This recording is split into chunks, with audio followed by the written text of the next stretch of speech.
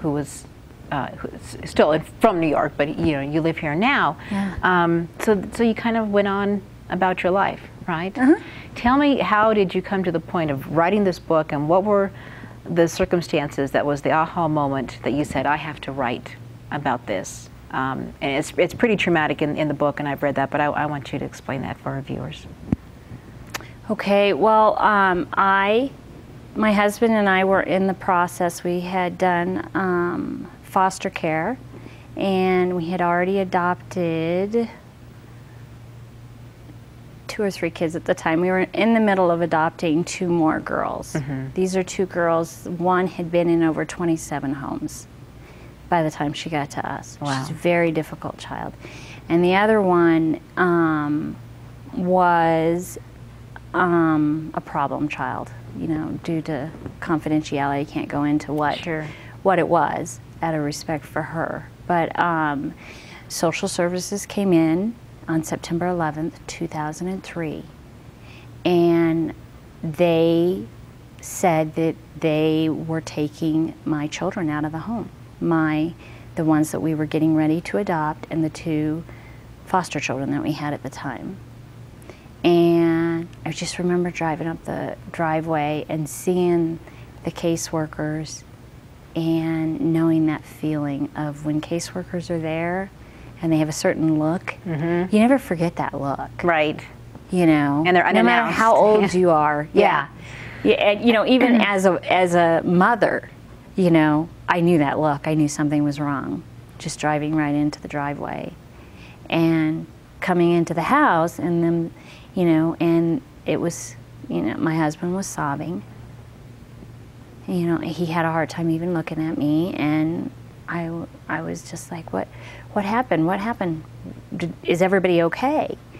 And one of the caseworkers, who's a really good friend of mine, said, you know, I've got 2 of the kids with me. We're going to take them out to Dairy Queen.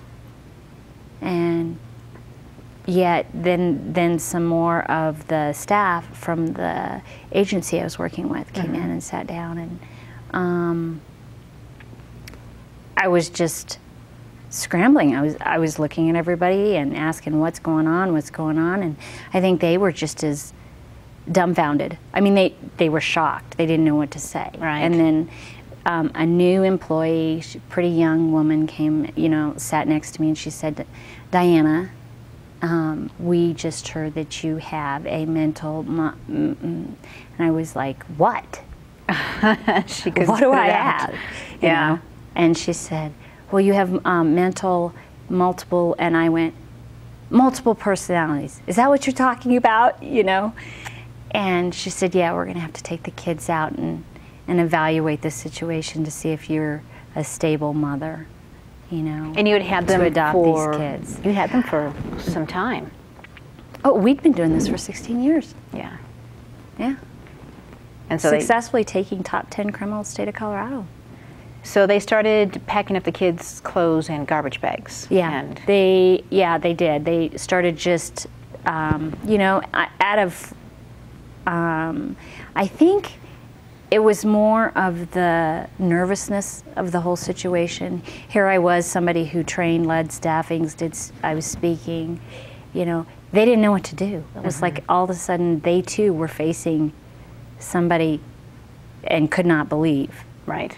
This horrible, you know, diagnosis that, you know, if I had something horrible like multiple personalities, then, you know, what do they have? I think that it was more of a mirror of them starting to question themselves. Does that make sense? Yeah, yeah, because you know, they felt like they hadn't really questioned enough what was going on in your life. And yet I'd led trainings and I'd led staffings, and so they're going, wait a minute. Yeah. So I think it was all frantic. It was just totally frantic. You know, dressers were thrown open and clothes were thrown into the drawers, into the plastic bags, and, you know, mattresses were lifted up, and, you know, I just remember it being totally chaotic, and then my husband screaming, my kids will not go out in plastic bags. Yeah. You know, and of course that flashed me back to the fact that that's how my siblings and I were always sort of on the run and the whole shame that shove comes everything with that. in a plastic bag, or Did take off.